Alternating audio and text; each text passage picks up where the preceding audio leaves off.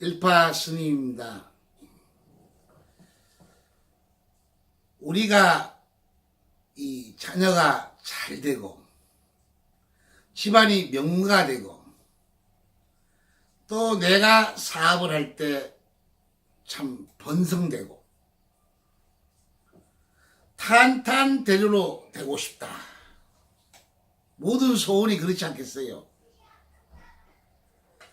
하루아침에 되는 게 아닙니다. 하루아침에 이게 한 대를 거쳐 두 대를 거쳐 가지고 되는데 거의가 요즘 많이 급해졌어. 다 망해먹으면 아이고 어떻게 하면 스님 살려주십시오. 종합병원에 갔는데 암 말기랍니다. 어떻게 살아날 수 없을까요? 우리 아들이 내일 모레 경찰 시험 봅니다. 이틀 남았어요. 서울대 가는데 될까요? 말까요? 국회의원이 떨어질까요? 말까요? 참 급해졌습니다. 그게 순리대로 되는 건데 우리가 잘 뭘 모르고 헷갈릴 때에는 과거에 우리 조상님들, 선조님들이 해왔던 것을 잘 연상을 해보십시오. 옛날에 우리나라에는 양반이 있고 상놈이 있습니다. 양반집, 이 사대부 집안이죠. 저 영국에 가도 귀족이 있고 저 인도에 가도 중국에 가도 분명히 리벨이 있습니다. 우리나라의 양반들을 가만히 보면 딱 세 가지를 하신 일이 있어요. 세 가지는 철저하게 지켰습니다.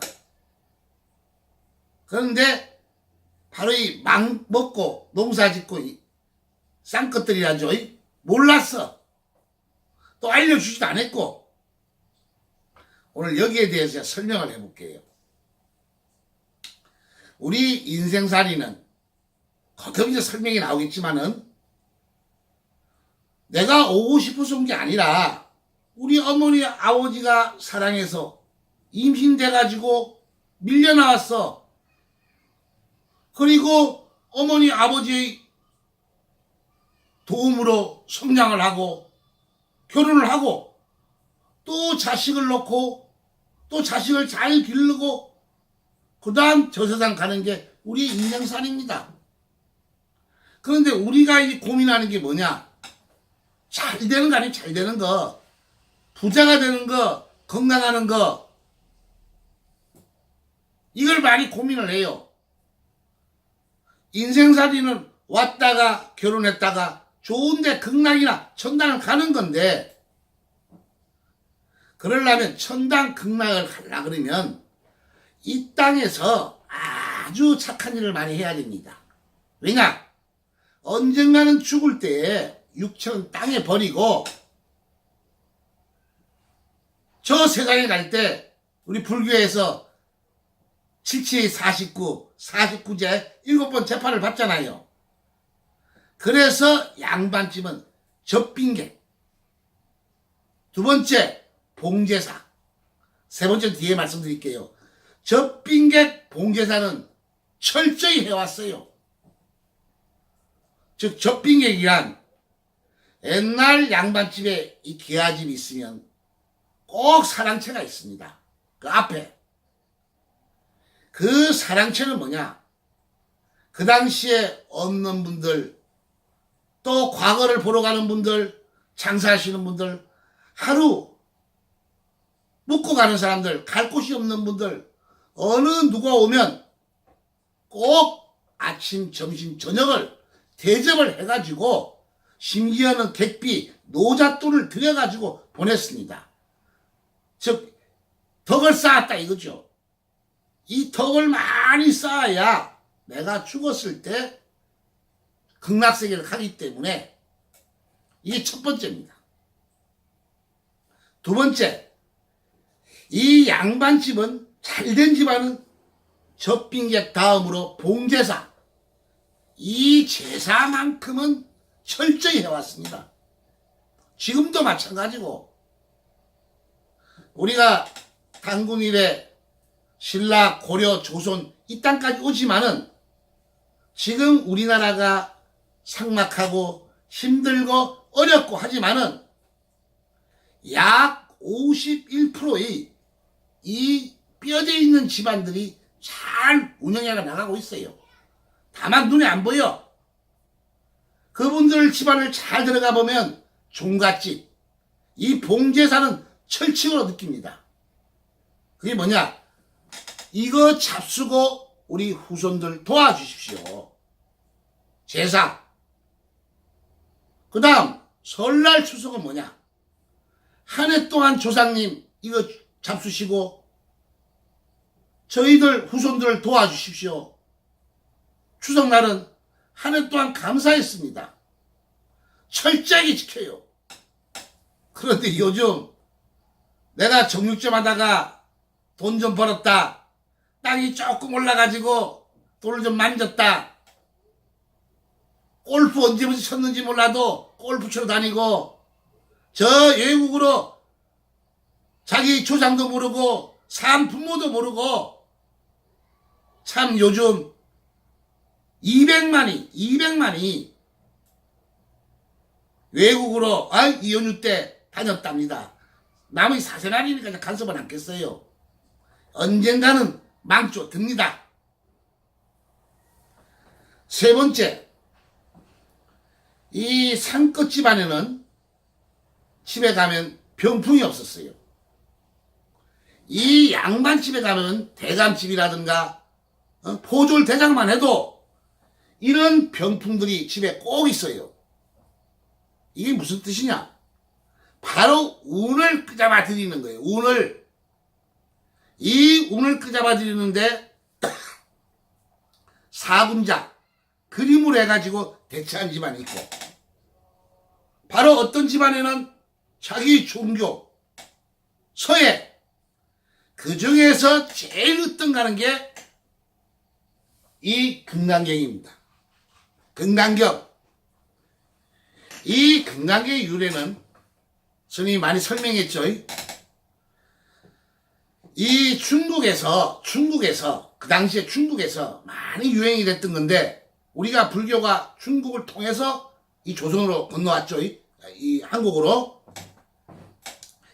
그 당시 우리가 의상대사하고 이 원효대사가 당나라로 유학을 많이 가셔서 공부를 해올 때입니다. 이 두 분이서 당나라로 유학을 가시는데, 그때는 걸어서 가니까 어느 산속에서 잠을 자게 되지 않습니까? 눈을 떠보니까 목이 말라 물을 먹었던 게 해골물을 드신 거야. 그 해골물, 그 영혼하고 접속이 되어서 모든 세상의 이치를 다 깨우치신 분이 신라의 원효대사입니다. 그러니 당나라에 가가지고 더 이상 공부할 게 없는 거야. 인간 세상에 영을 깨우쳤으니까. 그래서 의상대사에게 나는 더 이상 공부를 안 가겠다. 다시 신라로 돌아와가지고, 그때의 신라하고 백제는 이 전쟁이 막 났어요. 전쟁. 수많은 군사들이 죽어나갔어요. 적군이든 아군이든 다 천도를 했어요. 그 비법이 모래를 주물러 가지고 구명식 광명신업, 바로 이 금강경의 경을 내워가지고 뿌렸더니 다 천도가 되는 거야. 이 비법의 유래는 좀 끊어졌는데, 그래서 조선으로 내려오면서 태조 이성계가 혁명을 일으키죠.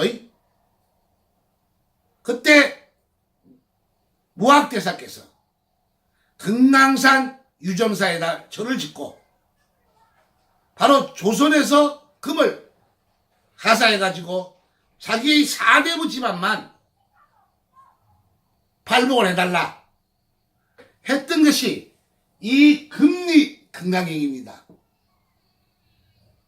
이 금리 금강경으로 돌아가신 분에게 묻어드리고, 또 이 병풍을 만들어가지고 다 천도를 끝마치고 8폭을 갖다 놓으니까 그 집안에 애군이 들어오지 않고, 이 보통 금리 건강이 아닙니다. 이래서 발복을 시킨 겁니다. 그래서 이 세 가지 철칙이, 봉제사, 이 접빈객, 여러분들도 앞으로 생활하시면서 나보다 힘들다, 가게를 하다가 정말 없는 거지가 왔다, 보시, 동냥도 하고, 왜 나한테 점수가 오니까. 또 잘되자 그러면 봉제사, 집안의 제사는 꼭 하십시오. 제가 구체적으로 설명해 드릴게. 세 번째적으로는 바로 내 운이 들어오는 병풍, 이 금리 건강형을, 이 원본은 스님이 비법이기 때문에 제가 가지고 있습니다. 이것을 영인복으로 만들어서 기도해가지고 바로 이 비법을 쓰는 거예요. 이 두 가지, 여러분이 앞으로 잘 되시려면 접빈객, 봉제사, 병풍 꼭 이해하세요. 이제 요거 보시고 또 구체적으로 스님이 어떤 비법을 쓰는가, 이분한테는 어떻게 학교를 탄생을 시켰는가, 어떻게 서울대를 보냈는가, 어떻게 부자가 되었는가, 요 이치만 잘 이해하시면 여러분들은 행복해질 수 있습니다. 감사합니다.